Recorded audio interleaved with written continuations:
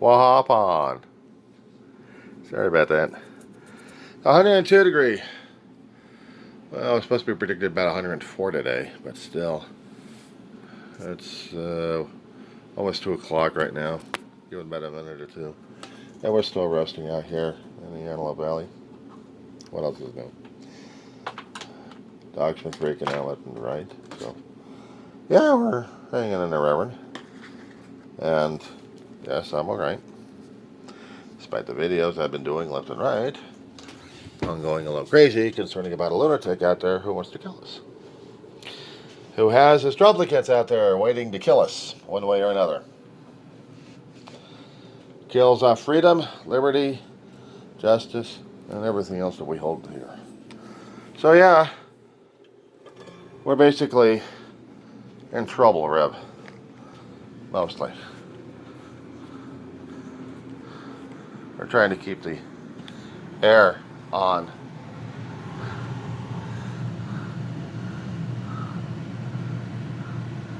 That's the fan from outside. It's barely keeping it together. 75 degrees I can barely deal with.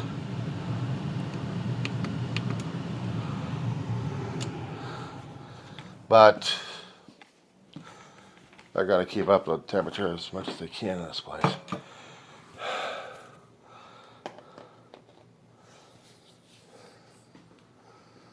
Of course, I could say that I had to say the things I did. It's not for the people, it's for myself. Because this crap happening right now, it's scaring the hell out of people. And we are reacting out of fear. But then how we react to the fear is a different thing, isn't it? I am afraid of the violent confrontation. And sometimes, as much as I like to say, I beat the shit out of the other guy because he deserves it, as I'm very Christian in any way, shape, or form. But going after people left and right is also not right. It's not Christian. It's not kosher. Hell, it's not even what Gandhi would want. So, in order for this to keep happening the way it is right now,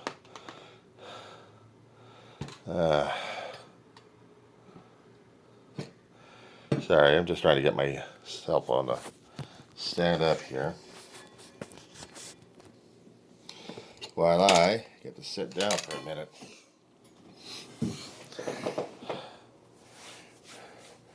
Happens when you don't take care of the dandruff. You get a lot of dandruff. And right now, with a lot of things scaring the crap out of people, yes, of course, we've got Trump making a beeline. You know, the press conference he had, trying to explain what was going on. And then when he opened it up to questions, man, the first several of them were the Trumplicans. But the rest of the media were going after him. And they increased it with fury. And when they started asking about the Epstein stuff, he ditched. He ran. Including Bundy, the press secretary. She closed it and clammed it shut. No, she had to.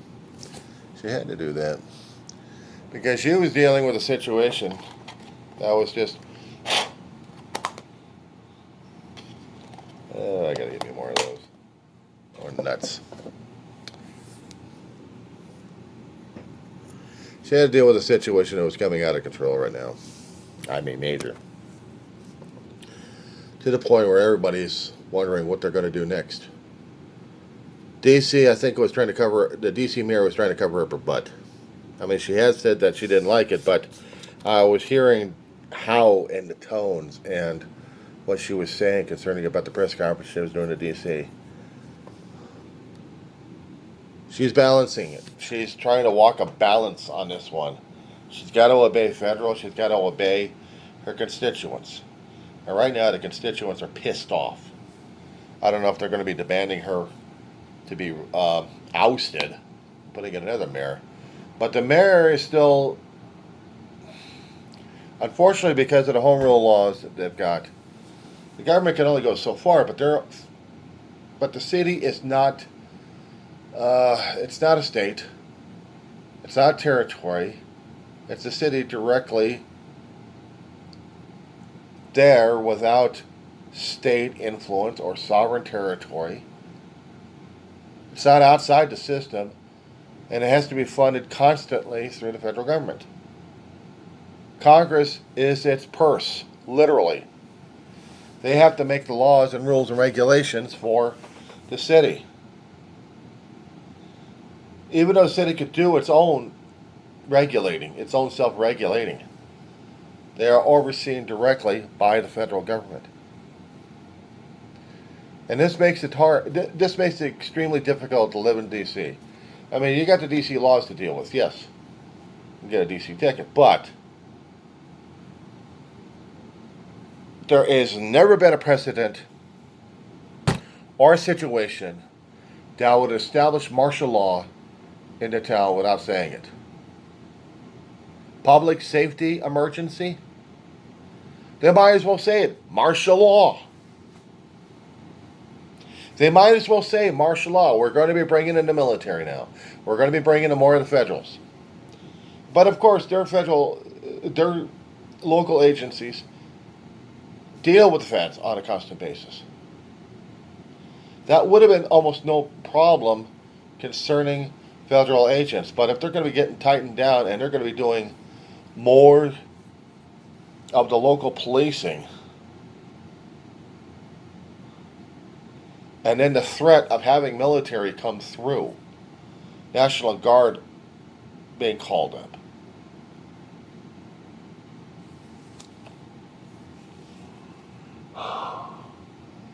So are the troops going to be guarding the federal places? Or are they actually going to be going through the streets? And this is the fear and terror of it all, Reverend Ed. This is the reasons why I'm having conniption fits over this. I'm seeing everybody else having conniption fits over this damn thing. They're putting up posters left and right saying, no. In every which way, shape, or form. They still want to impeach Trump, and they don't get it.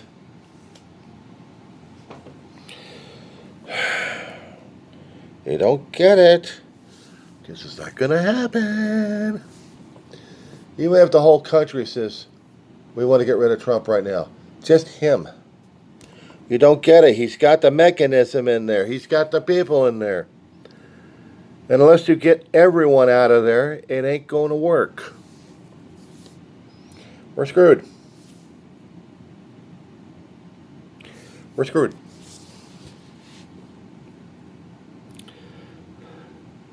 Jesus didn't have this kind of issue. Gandhi had this kind of issue. But he had a workable government to talk to about it. He had the Indian government, well, somewhat. And he had the leaders to deal with there. But he also had Britain to deal with and a war going on at the same time.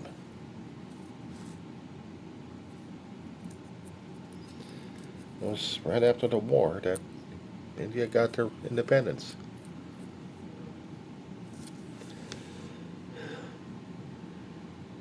But neither side, the empire never declared an emergency, except probably Pontius Pilate, in a way. Or even the Pharisees. Herod must have had a field day with them.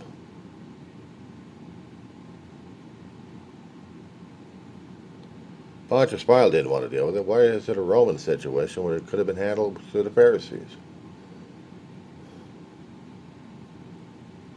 And Herod, well, he was keeping an eye on everything over here. He finds a way to get him busted, finds the snitch, and gets people busted. But there was no way to beat the empire. No way to get him out. They were firmly, well established in the Middle East in those times of Christ. Even prior to that, even after that. But during Christ's time, no way of changing it.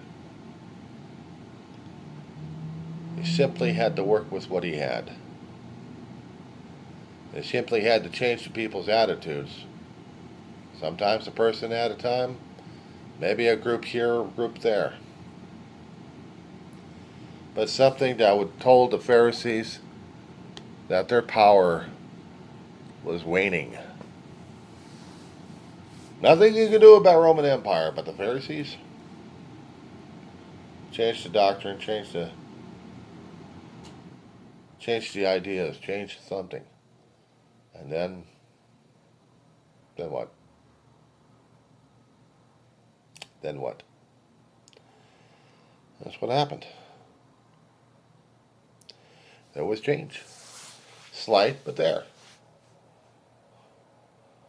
Gandhi had to force the change down people's throat. But in a way that made Great Britain look at the pain they were causing.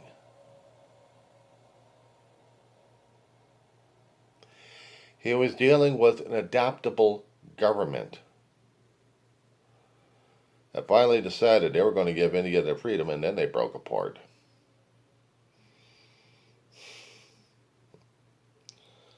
Kind of remind me of Iraq.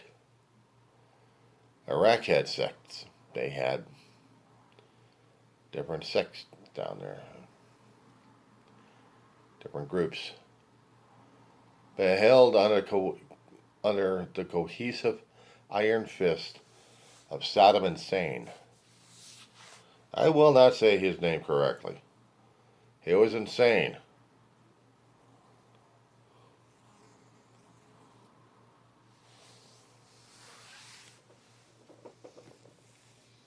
He and his ministers, who I will not name because they are infamous and they are ugly to the core, and so is Sodom.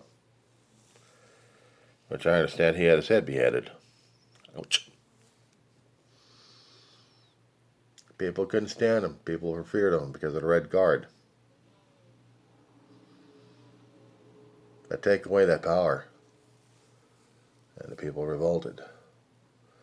And then try to kill each other. Now, we are dealing with our situation in America. And people think it's just easy enough to get rid of. No. This damn thing's been building up for decades on this one. Reverend, it's been a long time. It's going to take a long while to get it out of the system, to weed it out. It's going to take decades.